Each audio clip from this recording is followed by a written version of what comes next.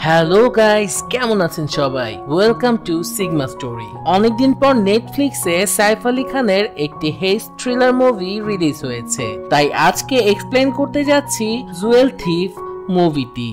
তো মুভির শুরুতেই আমরা একটি আর্ট গ্যালারি দেখতে পাই, যার ওনার হচ্ছে রাজান ওলাক। আর এটা ছিল সম্পূর্ণ প্রাইভেট একটি আর্ট গ্যালারি। সেখানে বড় বড় ইনভেস্টরদের ইনভাইট করা হয়েছিল পেন্টিং গুলো সেল করার জন্য।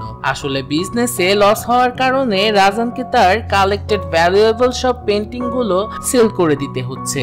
আর যাকে সে চিফ গেস্ট হিসেবে এখানে ডেকেছে, তার কারণেই আসলে রাজানের বিজনেসে এত বড় লস হয়েছিল।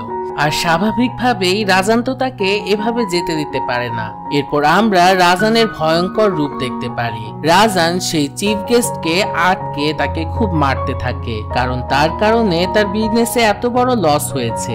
রাজানকে ডাবল ক্রস করার কারণে রাজান তাকে মারতে মারতে একেবারে মেরেই ফেলে। এরপর রাজান তার হাতে লেগে থাকা রক্ত পরিষ্কার করে এসে পৌঁছায় আর্ট গ্যালারিতে। তাকে দেখে কেউ বলতেই পারবে না যে এইমাত্র সে কি করে এসেছে। আসলে সবাই তাকে এক নাম করা বিজনেসম্যান হিসেবেই চেনে। তখনই সেখানে এক মহিলা তার কাছে আসে, যে কিনা ছিল একটি আর্ট গ্যালারির ম্যানেজার। তার নাম হলো জেনেফার। জেনেফার তখন রাজানকে বলে, আপনার পেন্টিং গুলো খুবই সুন্দর। আপনি যদি চান আপনার কালেকশন গুলো আমাদের আর্ট গ্যালারিতে শোকেস করতে পারবেন, আর এতে পেন্টিং গুলো খুব ভালো করে এক্সপোজারও পাবে। কিন্তু এর জন্য আপনাকে কিছুদিন ওয়েট করতে হবে, কারণ আমাদের মিউজিয়ামে আফ্রিকা থেকে রেড সান নামক এক কোহিনূর এক্সিবিশনের জন্য আসছে। আর তা চলে গেলে আপনি আপনার আর্ট কালেকশন গুলো শোকেস করার স্লট পেয়ে যাবেন। রেড সান কোহিনূরের কথা শুনে রাজানের চোখ যেন চকচক করতে থাকে। মহিলা তখন রাজানকে জানায় যে এই রেড সান আফ্রিকার একজন প্রিন্সের। তিনি বিভিন্ন দেশে যখন ভ্রমণ করেন, তখন সেই দেশের মিউজিয়ামে রেড সান কোহিনূর এক্সিবিশনের জন্য রাখেন, যেন সবাই তাকে দেখতে পারে। রাজান তখন সেখান থেকে বেরিয়ে নিজের এক লোককে ডেকে বলে, মনে হয় তাকে এখন ডাকতেই হবে। কখনো ভাবিনি যে তাকে কখনো আমার প্রয়োজন হবে। এর পরের সিনে আমাদের বাথটবে বসা একটি লোককে দেখানো হয়, যে কিনা টিভিতে মিউজিয়াম থেকে একটি নেকলেস চুরির নিউজ দেখছিল। আসলে এই চুরি বাথটবে বসা লোকটি করেছে, আর যার নাম হচ্ছে রেহান। রেহান রাতে যে মেয়ের সাথে ছিল তার নামও সে ঠিক করে জানতো না। রাতে সে মেয়েটিকে নেকলেসটি গিফট করেছিল। আর মজার বিষয় হলো, সকালে সেখান থেকে যাবার সময় আবারও নিজের হাতের খেল দেখিয়ে রেহান মেয়েটির কাছ থেকে মেয়েটিকে না জানিয়ে নেকলেসটি নিয়ে যায়। এখানেই আমরা জানতে পারি এই মুভির হিরো রেহান আসলে অনেক বড় একটি চোর, যে কিনা নিমেষেই যে কোনো কিছু চুরি করতে পারে। এর পরের দৃশ্যে দেখানো হয় রেহান একটি জায়গাতে চেস্ট খেলছিল। তখন সে সেখানে তার দিকে একটি ছেলেকে আসতে দেখতে পায়। তাকে দেখা মাত্রই তাড়াতাড়ি সে সেখান থেকে বেরিয়ে যায়। অপরদিকে দুজন অফিসারও রেহানকে ফলো করছিল। রেহান কোনোভাবে সেখান থেকে বেরিয়ে আসে। সে তার ভাইয়ের সাথে দেখা করে। আসলে যে ছেলেটিকে দেখে রেহান সেখান থেকে পালিয়েছিল, সে তার ছোট ভাই আভি। তার ভাই তাকে দেখে বলে, ভাই কেমন আছো? 2 বছর ধরে তোমার কোনো খোঁজই নেই। আমি শুধু তোমার খবর নিতে এখানে এসেছি। কিন্তু রেহান জানতো এত ছোট কারণে তার ভাই কখনো এত দূরে বুড়াকাস্টে আসতো না। তখন তার ভাই আভিকে জোর করলে সে তাকে সব সত্যি কথা বলে। সে তার ভাইকে জানায় আসলে বাবার সাথে অনেক খারাপ হয়েছে। তুমি তো জানো বাবা শুধু 10 টাকা ভিজিট নিয়ে রোগীদের চিকিৎসা করে, আর মানুষের দেয়া ডোনেশন নিয়েই কোনোভাবে তিনি তার এনজিওটি চালাচ্ছে। আমাদের জীবনে রাজান আসার পর সবকিছুই বদলে গেছে। শুরুতে একদিন রাজান এবং তাদের লোক আমাদের বাসায় আসে। বাসায় এসে সে বাবার অনেক প্রশংসা করতে থাকে, আর বলে যে আমার মা আপনার চিকিৎসায় ভালো হয়েছিল। আজকে আমি অনেক বড় একজন বিজনেসম্যান হয়েছি, তাই আমি চাই আপনার এনজিওতে কিছু টাকা ডোনেট করতে। আভি তখন নেটে রাজানের সম্পর্কে চেক করতে থাকে। রাজানের ডিটেলস দেখে সে ডোনেশন নিতে রাজি হয়ে যায়। রাজান তখন তাদের এনজিওতে 10 কোটি টাকা ডোনেট করে। আভি বাবাকে রাজানের ইন্টারনেট ব্যাংকিং এ দেয়া 10 কোটি টাকার মেসেজও দেখায়। রাজান তখন আভিকে বাইরে নিয়ে যায় এবং তাকে বলে, তোমার বাবার এনজিওতে আমি যে টাকাটা দিয়েছি তার সবই ব্ল্যাক মানি, আর যেই অ্যাকাউন্ট থেকে পাঠিয়েছি তাও ব্ল্যাক মানির। আমি যদি ইডিকে সব ইনফরমেশন দিয়ে দিই তাহলে তোমার বাবার এতদিনের সব রেপুটেশন শেষ হয়ে যাবে আর তোমার বাবাকে জেলে যেতে হবে। চিন্তা করে দেখো তো, ইতিমধ্যে তোমার বড় ভাইকে চোর বদনামে বাসা ছাড়তে হয়েছে। তোমার বাবার তো ফুল ক্যারিয়ারে কোনো দাগও নেই, কিন্তু তোমার বাবা জেলে গেলে কেমন হবে? আবি তখন কিছুই বুঝতে পারছিল না। রাজান তাকে তখন তাড়াতাড়ি তার বড় ভাই রেহানের সাথে দেখা করতে বলে আর তাকে জানাতে বলে যে রাজান তার সাথে দেখা করার জন্য তাকে ডেকেছে।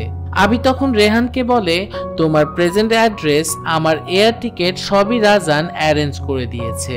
ভাই তুমি আমার সাথে দেশে চলো, বাবার এখন তোমাকে অনেক প্রয়োজন। রেহান তখন তাকে বলে, আমিও তো পরিবারের অংশই ছিলাম। আমাকে যখন চোর অপবাদ দিয়ে ঘর থেকে বের করে দেওয়া হয় তখন ভাই তুই কই ছিলি? কোথায় ছিল তোদের ভালোবাসা? কোথায় ছিল বাবার প্রতি ছেলের টান? তখন আভি বলে, বাবা এইসবের কিছুই জানতো না, কিন্তু ভাইয়া তোমার জানা উচিত বাবা সবসময় তোমার কথাই বলতো, কিন্তু যেদিন তিনি সব সত্য কথা জানতে পারে তিনি অনেক কষ্ট পেয়েছিলেন, আর এতদিন পরেও এখনো তিনি শুধু তোমার সম্পর্কেই কথা বলে। বাবার বদনামি হলে বাবা আর বাঁচতে পারবে না।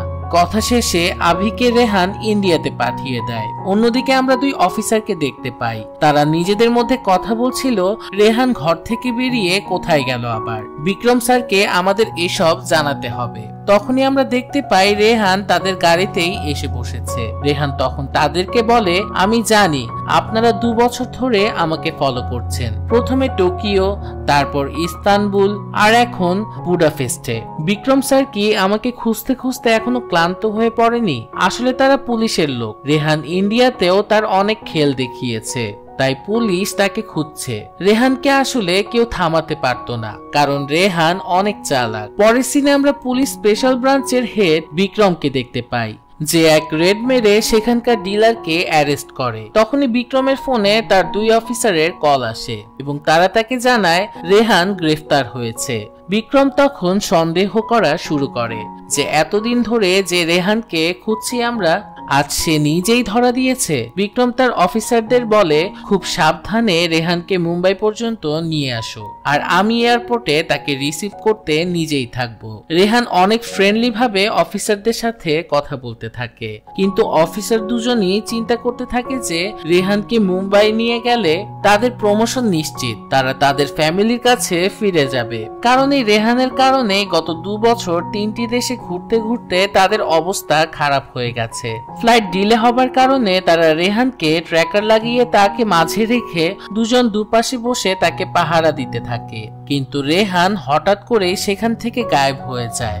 রেহান কোনোভাবে 2 অফিসারকে অজ্ঞান করে ট্র্যাকারটি একটা অফিসারের পায়ে লাগিয়ে দেয় এবং একটি অফিসারের আইডেন্টিটি কার্ড সেখান থেকে নিয়ে পালিয়ে যায়। বিক্রম সব জানতে পারলে বলে, অবশ্যই কোনো উদ্দেশ্য নিয়ে রেহান দেশে ফিরেছে। রেহান সোজা চলে যায় রাজানের কাছে। সেখানে রেহান রাজানের পালতু কুকুরকে বিস্কিট খাইয়ে সেখানে বসে পড়ে।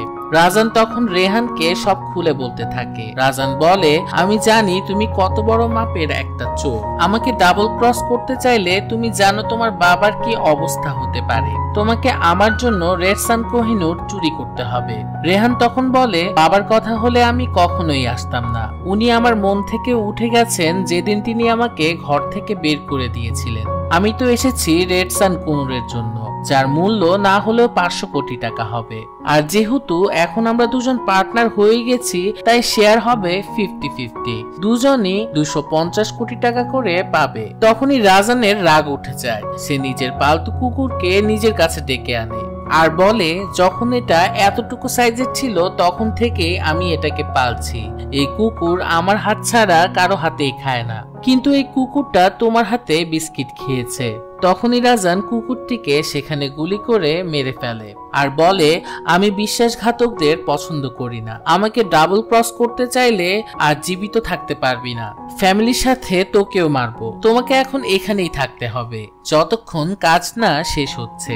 সেদিন রাতে রেহান ফারা নামের একটি মেয়েকে দেখতে পায়, যাকে কিনা রাজান খুব মারছিল। আসলে ফারহা রাজানের ওয়াইফ। সকালবেলা রেহান ফারার সাথে দেখা করতে যায়। ফারা তখন একটি পেন্টিং করছিল। রেহান ফারাকে বলে, তোমাকে আমি দেখেছিলাম 2 বছর আগে দিল্লির এক এক্সিবিশনে। তুমি সেখানে একটি পেন্টিং বিক্রি করার চেষ্টা করছিলে। কি এমন হলো যে তোমাকে রাজানের মতন একজন লোককে বিয়ে করতে হলো? ফারা তখন তাকে বলে, আমি জানি তুমি কি কাজ করো, যে কারণে তুমি এসব কাজ করো আমারও এমনই এক কারণে তাকে বিয়ে করতে হয়েছে। এর পরের দৃশ্যে আমাদের মুম্বাইয়ের বিখ্যাত মিউজিয়াম দেখানো হয়, যেখানে অলরেডি রেড সান কোহিনূর চলে এসেছে। রাজান এবং রেহান একসাথে মিউজিয়ামে গিয়ে সিকিউরিটির সবকিছু চেক করছিল। সেখানে কতজন গার্ড আছে, কোথায় কোথায় সিসি ক্যামেরা আছে। মিউজিয়ামের সিকিউরিটি অনেক টাইট ছিল। রেড সান কোহিনূরটি লেজার লাইট দিয়ে প্রোটেক্টেড ছিল, যা টাচ হবার সাথে সাথেই অ্যালার্ম বাজতে শুরু করবে আর মুহূর্তেই সব সিকিউরিটি গার্ডের কাছে ধরা পড়বে চোর। লেজার লাইট গুলো রোটেটিং ছিল, যার কারণে তা কেউ বাইপাসও করতে পারবে না। অন্যদিকে অফিসার বিক্রম রেহানের বাসায় চলে আসে। আভি এবং তার বাবাকে রেহান সম্পর্কে জিজ্ঞাসাবাদ করে। রেহানের বাবা তখন বলে, রেহান তো অনেক আগেই আমাদের ছেড়ে চলে গেছে, আর এর পিছনেও ছিল এক কাহিনী। আসলে রেহানের বাবা মানব সেবায় এতটাই নিয়োজিত ছিল যে তার ইনকামও এত ভালো ছিল না। যখন তাদের মা অসুস্থ হয় তখন তার চিকিৎসার জন্য তাদের কাছে পর্যাপ্ত টাকা ছিল না। তখন থেকে রেহান টাকা কামানোর এক নেশায় পড়ে যায়, যেন তার ফ্যামিলির আর কেউ টাকার অভাবে কষ্ট না করতে হয়। তার বাবার এসব পছন্দ হয় না। এরপর শুরু হয় রেহান এবং রাজানের মাস্টার প্ল্যান। প্রথম দিন রেহান ছদ্মবেশে মিউজিয়ামে যায় এবং লক্ষ্য করে যে সিকিউরিটি ক্যামেরাতে একটি ব্ল্যাঙ্ক স্পট আছে। রেহান সেখানকার এক সিকিউরিটি গার্ডের সাথে ধাক্কা লাগার বাহানায় তার কাছ থেকে তার আইডেন্টিটি কার্ড নিয়ে নেয় এবং চলে যায় ম্যানেজার জেনিফারের ক্যাবিনে। আসলে সে জানতো ম্যানেজার এই টাইমে ক্যাবিনে থাকে না। অন্যদিকে তার সাথে আসা আরেক লোক আরমান ডাটা সেন্টারে গিয়ে সিকিউরিটি সিস্টেম অফ করে দেয়, যার ফলে সেখানে অ্যালার্ম বাজতে থাকে। ডাটা সেন্টারে সিকিউরিটি গার্ড এসে মনে করে যে জেনারেটর ট্রিপ করেছে। জেনারেটর অন করার পরেও অ্যালার্ম বাজতেই থাকে। তখন জেনিফার তার ক্যাবিনে এসে কম্পিউটার চালু করে ডিভাইস কোড দিয়ে অ্যালার্মটি অফ করে এবং সেখান থেকে বাইরে চলে আসে। তখন ক্যাবিনে লুকিয়ে থাকা রেহান ইউভি লাইটের সাহায্যে কিবোর্ড থেকে পাসওয়ার্ড কি গুলো কালেক্ট করে। কিন্তু হঠাৎ করেই সেখানে জেনিফার ক্যাবিনে চলে আসে আর তাড়াহুড়ো করে রেহান বারান্দার এক রেলিং এ গিয়ে লুকায়। তখন সেখানে রাজান এসে কোনোভাবে সিচুয়েশন হ্যান্ডেল করে। মিউজিয়ামটি আসলে ব্রিটিশ আমলে তৈরি, তাই মিউজিয়ামের নিচে ছিল একটি টানেল। তো তাদের প্ল্যান খুব সিম্পল ছিল, সেই টানেল দিয়ে রেহান মিউজিয়ামে প্রবেশ করবে এবং ডিভাইস কোড দিয়ে তা অফ করে রেড সান চুরি করে নিয়ে আসবে। রেহান তো কম্পিউটারের পাসওয়ার্ড কি গুলো কালেক্ট করেছিল, কিন্তু তার সিকোয়েন্স তারা কেউ জানতো না। তাই রেহান গিয়ে পৌঁছায় তার এক ফ্রেন্ডের কাছে এই পাসওয়ার্ড সিকোয়েন্স কোড ব্রেক করতে। কিন্তু তখন কোনোভাবে বিক্রম তাদের লোকেশন পেয়ে যায় এবং তার টিম নিয়ে তাদের লোকেশনে পৌঁছায়, কিন্তু তার হাতে কিছুই লাগে না। রুম সার্চ করার সময় সেখানে থাকা এক ময়লা ঝুড়ি চেক করলে সেখানে একটি কোড লেখা ছিঁড়া কাগজ খুঁজে পায় বিক্রম, আর এই কোডটি হলো রেড সান এক্সিবিশনের ডিভাইস ডিঅ্যাক্টিভেশন কোড। বিক্রম সবকিছু আন্দাজ করতে পেরে জেনিফারের সাথে দেখা করে এবং কোডটি কনফার্মেশনও করে। তখন জেনিফার তাকে বলে, আমি কোডটি চেঞ্জ করে দিচ্ছি। তখন বিক্রম তাকে বলে, কোড চেঞ্জ করলে রেহান তা বুঝতে পারবে আর চুরির প্ল্যানিং পাল্টে ফেলবে, তখন তাকে ধরা আরো কঠিন হয়ে যাবে। এমন অনেক মিউজিয়ামই সে লুট করেছে, আমাদের চুরি করার সময় তাকে হাতে নাতে ধরতে হবে। সবকিছু বিক্রমের প্ল্যান মতোই হচ্ছিল, আর অন্যদিকে রেহান এ সম্পর্কে কিছুই জানতো না। এরপর চলে আসে হাইস্টের দিন। রেহান একটি চশমা পরেছিল যাতে হিডেন ক্যামেরা ছিল, যার মধ্য দিয়ে রাজান সবকিছু দেখতে পারবে। রেহান টানেলের মধ্য দিয়ে মিউজিয়ামে প্রবেশ করে আর প্ল্যানিং মতোই ডিঅ্যাক্টিভেশন কোড দিয়ে ডিভাইসটি অফ করে দেয়। রেহান যখনই রেড সান রাখার রুমে প্রবেশ করতে যায় তখনই সে বুঝতে পারে যে সে ফেসে গেছে, কারণ সিসি ক্যামেরার 4 সেকেন্ডের যে ব্ল্যাক স্পটটি ছিল জেনিফারটা কভার করে ফেলেছে। আর এই ভুলের কারণে রেহান সবকিছু বুঝতে পারে। মিশন অ্যাবর্ট বলে রেহান সেখান থেকে পালাতে শুরু করে, আর তখনই সেখানে রেড অ্যালার্ট বাজতে শুরু করে। পালানোর সময় বিক্রম রেহানের সামনে এসে দাঁড়ায়, আর তাদের দুজনের মাঝে সেখানে এক ভয়ঙ্কর মারামারি হয়। রেহান কোনোভাবে বিক্রমের হাত থেকে বেঁচে সেখান থেকে কেবলে ঝুলে পালিয়ে যায়। নিচে তার পার্টনার একটি কারে তার জন্য ওয়েট করছিল। রেহান কারে করে সেখান থেকে পালিয়ে যায়। বিক্রম এতে অনেক রাগ করে।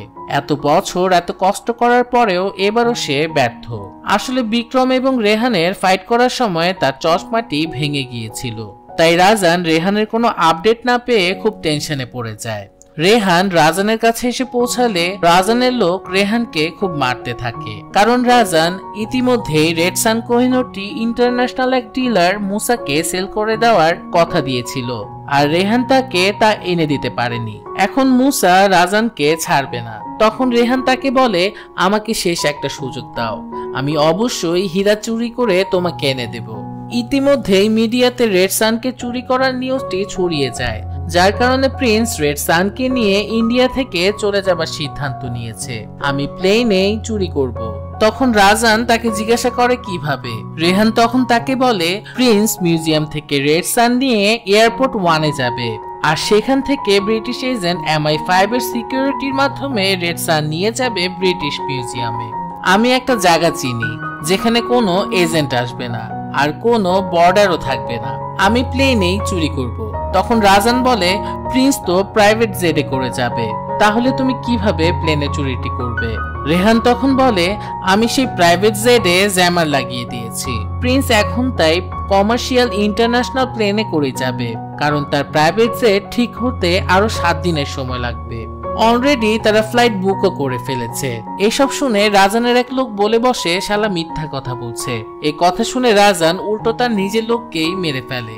এরপর রেহানকে তার বাবার ভিডিও দেখে বলে, এবার উল্টাপাল্টা কিছু হলে তোর বাপ শেষ। রেহান তখন রাজানকে বলে, আমার একটি পাসপোর্ট লাগবে এবং সঙ্গে আরো একটি মেয়ে লাগবে, আর ফারহা হলে সেখানে ভালো হয়। কি ভরসা আছে তো? তখন রাজান সবার সামনে ফারহাকে কিস করে এবং রেহানকে বলে, তোর থেকে একটু বেশিই আছে। পরের দিন রেহান তার পার্টনারের সাথে ইউকে হাই কমিশনের বাসায় যায়। রেহান হাই কমিশনের বাসা থেকে কিছু একটা চুরি করে নিয়ে আসে। অন্যদিকে রাজান মুসার সাথে দেখা করতে যায় আর তাকে বলে, রেড সান হাতে পেলেই রেহানকে সে মেরে ফেলবে। মুসা রেড সান পাওয়া যাবে এ কথা শুনে রাজানের সাথে 50-50-তে ডিল করে নেয় এবং রাজানকে সেখান থেকে যেতে দেয়। এর মধ্যে রেহান এত রিস্কি মিশনে যাবার আগে ফাইনালি তার বাবার সাথে দেখা করতে যায়। তাদের বাপ বেটার মধ্যে কিছু ইমোশনাল কথাবার্তা হয়। অন্যদিকে বিক্রমও জানতে পারে যে প্রিন্স রেড সান নিয়ে যাচ্ছে ব্রিটিশ মিউজিয়ামে, তাও আবার কমার্শিয়াল ইন্টারন্যাশনাল ফ্লাইটে। বিক্রম বুঝতে পারে যে রেহান নিশ্চয়ই এই সুযোগে রেড সান চুরি করার চেষ্টা করবে। বিক্রম তখনই এয়ারপোর্টে যাবার উদ্দেশ্যে বেরিয়ে পড়ে। এর পরের দৃশ্য চলে আসে প্লেনে, যেখানে প্রিন্সকে নিরাপত্তা দিচ্ছিল MI5 এর এজেন্টরা। ততক্ষণে বিক্রম এয়ারপোর্টে আসলে দেখে যে ফ্লাইট সেখান থেকে ইতিমধ্যেই চলে গেছে, কিন্তু বিক্রম হার মানার মানুষ ছিল না। সে ডিসাইড করে রেহানের আগেই সে লন্ডনে গিয়ে পৌঁছাবে এবং ফ্লাইট মাস্টারকে রেহান ইতিমধ্যেই ছবি পাঠিয়ে দেয়। ফ্লাইট মাস্টার তখন প্লেনে রেহানকে খুঁজতে থাকে। রাজান এসব সম্পর্কে জেনে রেহানকে জানালে রেহান তখন লুকাতে কার্গো সেকশনে চলে যায়। তখন বিক্রমকে জানানো হয় যে রেহানকে ফ্লাইটে পাওয়া যায়নি। বিক্রম নিজেও অন্য একটি ফ্লাইটে করে তখন লন্ডনের দিকে যাচ্ছিল। ফারা তখন ক্যাবিন ক্রু সেজে চলে আসে প্রিন্সের কাছে আর কৌশলে সবাইকে সেখানে অজ্ঞান করে ফেলে। ফারা তখন প্রিন্সকে একটি ব্যথার ডোজ দেয়। প্রিন্স জ্ঞান ফিরে পেলে ব্যথা অনুভব করতে থাকে এবং জোরে জোরে চিল্লাতে চিল্লাতে সেখানে ক্যাবিন ক্রুদের ডাকতে থাকে। প্রিন্সের এমন অবস্থা দেখে অন্য সব ক্যাবিন ক্রু ফ্লাইটে উপস্থিত প্যাসেঞ্জারদের মধ্যে কেউ ডাক্তার আছে কিনা তা বলতে থাকে।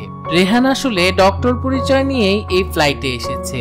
রেহান তখন প্রিন্সকে দেখতে চায় এবং পাইলটের সাথে কথা বলতে থাকে।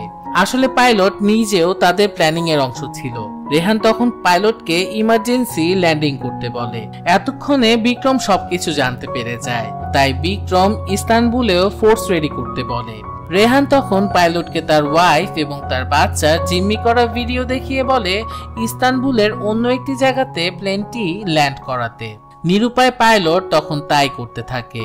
ল্যান্ডিং এর সময় ঝাঁকুনির কারণে MI5 এর একটি এজেন্ট সেখানে জ্ঞান ফিরে পায়। তখন রেহান এবং রাজান দুজন মিলে তার সাথে লড়াই করতে থাকে এবং এক সময় তারা সফল হয়। তখন প্লেনও ল্যান্ড করে তাদের নির্ধারিত স্থানে। তারা ফাইনালি রেড সান কোহিনুর লকার থেকে বের করে নিয়ে আসে। এরপর তারা পার্কে নিচে থাকা একটি সুড়ঙ্গে ঢুকে পড়ে। এতক্ষণে বিক্রম প্লেনের কাছে এসে পৌঁছালে সেখানে কাউকেই খুঁজে পায় না। এর পরের দৃশ্যে রাজান রেড সান কোহিনুরটি মুসার হাতে তুলে দেয়। মুসা তখন তাকে বলে, মনে আছে তো, কাজ শেষ, রেহানও শেষ। অন্যদিকে ফারার সাথে রেহানকে দেখানো হয়। রেহান বলে, রেড সান তো পেলাম, এবার তোমাকে পাবার পালা। আসলে রেহান এতদিনে ফারহাকে ভালোবেসে ফেলেছিল। রেহানের কথা শুনে ফারহা ভয় পেয়ে যায়, কারণ রাজান কি ভয়ানক লোক তা তো সে ভালো করেই জানে। রেহানের পর তার বাবার চ্যারিটির পেপারটি নিয়ে গিয়ে পৌঁছায় রাজানের কাছে। রাজান তাতে সাইনও করে দেয়। রাজান রেহানকে ড্রিঙ্কস অফার করে বলে, এটাই তোর জীবনের শেষ ড্রিঙ্কস। রেহান ড্রিঙ্কস করতে করতে রাজানকে একটি গল্প শোনাতে থাকে। রেহান তখন রাজানকে বলে, আসলে তোকে আমি নিজেই এই শহরে নিয়ে এসেছি, আর এটা ছিল আমারই প্ল্যানিং। মুসা কেমন মানুষ তা আমি ভালো করেই জানি, আর তোকেও আমার ভালো করেই চেনা আছে। তাই তোকে আমি দেশ ছেড়ে এত দূরের শহরে নিয়ে এসেছি। মুসাকে যে রেড সান দিয়েছিলাম তা ফেক। কি মনে করেছিস ফ্লাইটে আমারও স্পাই ছিল? আপনাদের নিশ্চয়ই মনে আছে মুভির ফার্স্টের দিকে রেহান তার পার্টনারকে নিয়ে ইউকে কমিশনার কাছ থেকে একটি লাগেজ চুরি করেছিল। সেই লাগেজটি ছিল আসলে অত্যাধুনিক, যাতে স্ক্যান করলেও কিছু ধরা পড়ে না। আর সেই ব্যাগে করেই তার পার্টনার রেড সান কোহিনুরকে পাল্টিয়ে দিয়েছিল। এখানে আমরা রেহান ও তার পার্টনারের আসল প্ল্যানিং সম্পর্কে জানতে পারি। অন্যদিকে মুসা তখন বায়ারের কাছে রেড সান কোহিনুরটি নিয়ে গেলে বায়ারটা দেখে তাকে ফেক বলে। আর ওইদিকে রাজান এবং রেহানের মধ্যে শুরু হয়ে যায় ফাইটিং। রেহান রাজানকে খুব বাজেভাবে মারতে থাকে। রেহান রাজানকে মেরে তার অবস্থা খারাপ করে ফেলে এবং তাকে সেখানে বেঁধে সেখানে থাকা গ্যাস পাইপলাইন লিকেজ করে রেহান সেখান থেকে চলে যায়। ততক্ষণে মুসা বদলা নেয়ার জন্য তার দলবল নিয়ে রাজানের আস্তানাতে এসে পৌঁছায়। সিগারেট জ্বালাতে গেলেই সেখানে পুরো বিল্ডিংটি ব্লাস্ট হয়ে রেহানের সব শত্রু একসাথে মারা যায়। রেহান ফাইনালি রেড সান ডায়মন্ড তার হাতে পায়। অন্য দৃশ্যে টিভিতে তার বাবা রাজানের মৃত্যু সংবাদ পায় এবং আভি তার বাবাকে চ্যারিটির পেপারস গুলো নিয়ে দেখায়। এর পরের দৃশ্যে দেখানো হয় লন্ডনে যখন ফারহার সাথে রেহান ডেট করছিল সে সময় তার সামনে বিক্রমকে দেখতে পায়, কিন্তু এক পলকেই রেহান এবং ফারহা সেখান থেকে গায়েব হয়ে যায়। আর এর মধ্য দিয়েই শেষ হয়ে যায় জুয়েল থিফ মুভিটি। তো মুভিটির এক্সপ্লেনেশন আপনাদের কাছে কেমন লাগলো তা জানাতে কমেন্ট বক্সে কমেন্ট করতে পারেন এবং এরকম আরো অনেক মুভির এক্সপ্লেনেশন পেতে সিগমা স্টোরি চ্যানেলটি সাবস্ক্রাইব করে আমার পাশে থাকতে পারেন। তো দেখা হবে নতুন কোনো ভিডিওতে নতুন কোনো মুভির এক্সপ্লেনেশন নিয়ে। ততদিন পর্যন্ত সবাই ভালো থাকবেন, সুস্থ থাকবেন।